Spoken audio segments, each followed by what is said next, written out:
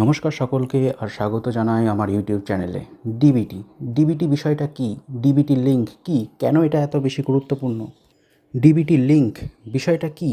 বিষয়টা কি কোনো একটা ডকুমেন্টস? আজকের এই ভিডিওতে আমরা খুব সহজ ভাষায় জানব ডিবিটি লিঙ্ক আসলে কি, কেন এটা এত গুরুত্বপূর্ণ আর কিভাবে বুঝবেন আপনার ডিবিটি আদৌ অ্যাক্টিভ আছে কি না। ভিডিওটা অবশ্যই শেষ পর্যন্ত দেখবেন এবং ভিডিওটিকে অবশ্যই শেয়ার করবেন। তো আপনারা অনেকেই কমেন্ট করেছেন যে ডিবিটি লিঙ্কটা কি, আধার ব্যাংক লিঙ্ক না থাকলে টাকা আসবে কি না, লক্ষ্মীর ভাণ্ডার বা স্কলারশিপের টাকা কেন আটকে যাচ্ছে, সব কিছুই পরিষ্কার করে এই ভিডিওতে আমি আপনাদের বলবো। প্রথমেই জেনে নিই যে ডিবিটি এর ফুল ফর্মটা কি। ডিবিটি এর ফুল ফর্ম হলো ডাইরেক্ট বেনিফিট ট্রান্সফার, অর্থাৎ সরকার যেসব টাকার সুবিধা দেয়, যেমন স্কলারশিপ, লক্ষ্মীর ভাণ্ডার, কন্যাশ্রী, যুবশ্রী, পিএম কিষাণ, যুবসাথী ইত্যাদি যে সমস্ত স্কিমসগুলো থাকে, সেই টাকাগুলি সরাসরি আপনার ব্যাঙ্ক অ্যাকাউন্টে পাঠানো হয়, তাই তো? তাহলে এখন প্রশ্ন হলো ডিবিটি লিঙ্ক বলতে কী বোঝায়? ডিবিটি লিঙ্ক মানে আপনার আধার কার্ডের সঙ্গে আপনার ব্যাঙ্ক অ্যাকাউন্ট সেটা কি সঠিকভাবে যুক্ত করা কি না, এই প্রসেসটাকেই ডিবিটি বলে। অর্থাৎ আপনার আধার কার্ডের সঙ্গে আপনার ব্যাঙ্কের অ্যাকাউন্ট লিঙ্ক আছে কি না, এই বিষয়টাকেই ডিবিটি বলা হয়। এবং সেই অ্যাকাউন্টটা এনপিসিআই ম্যাপার অ্যাক্টিভ আছে কি না, আপনার যদি ডিবিটি লিঙ্ক থাকে এনপিসিআই ম্যাপারে সেটি অ্যাক্টিভ আছে কি না, সেটা সহজ ভাষায় যদি বলা যায়, তাহলে সরকার যখন টাকাটা আপনার ব্যাঙ্ক অ্যাকাউন্টে পাঠাবে তখন আধার কার্ড দেখেও বুঝতে পারবে যে কোন ব্যাঙ্ক অ্যাকাউন্টে টাকাটা যাবে, ঠিক আছে?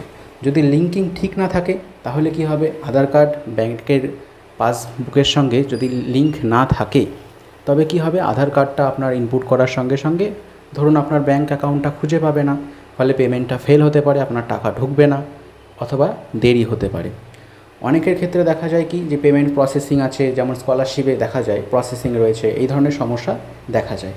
এর প্রধান কারণ সেটা হলো যে আধার কার্ডটা লিঙ্ক থাকাটা প্রয়োজন। এখন কি করে আপনি বুঝবেন যে আপনার ডিবিটিটি অ্যাক্টিভ আছে কি না আদৌ? তার যে পদ্ধতি, সেটার জন্য আপনার অ্যাকাউন্টে যদি আগে কোনো গভর্নমেন্টের স্কিম এসে থাকে তাহলে আপনাকে আর নতুন করে কিছু করার প্রয়োজন নেই, তার মানে আপনার অ্যাকাউন্ট অলরেডি ঠিকঠাক আছে। দ্বিতীয়ত, আপনি যদি মনে করতে চান যে আদৌ ডিবিটি আছে কি না, অর্থাৎ আধার কার্ডের সঙ্গে কানেক্টেড আছে কি না বা লিঙ্কড আছে কি না আপনার ব্যাঙ্ক অ্যাকাউন্ট, আপনি ব্যাঙ্কে গিয়ে সেটি জিজ্ঞেস করে নিতে পারেন। যদি ডিবিটি লিঙ্ক না থাকে তাহলে কি করবেন, সে প্রশ্নের উত্তরও আমি আপনাদের বলছি। নিজেদের ব্যাঙ্ক অ্যাকাউন্টের ব্রাঞ্চে যান, সেখানে আধার কার্ড, ব্যাঙ্কের পাসবুক, মোবাইল নাম্বার সহযোগে যান এবং আধার নাম্বার ব্যাঙ্কের সঙ্গে লিঙ্ক করার বিষয়ে আলোচনা করুন।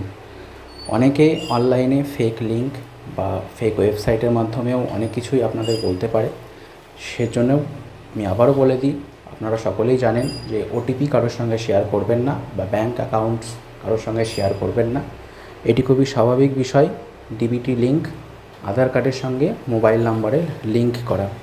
ভিডিওটা যদি হেল্পফুল মনে হয় তাহলে ভিডিওটাকে অবশ্যই লাইক করবেন। চ্যানেলটিতে নতুন হয়ে থাকলে চ্যানেলটিকে সাবস্ক্রাইব করবেন এরকম নতুন আপডেটস পাওয়ার জন্য। দেখা হচ্ছে পরের ভিডিওতে, ততক্ষণের জন্য ভালো থাকবেন। ধন্যবাদ।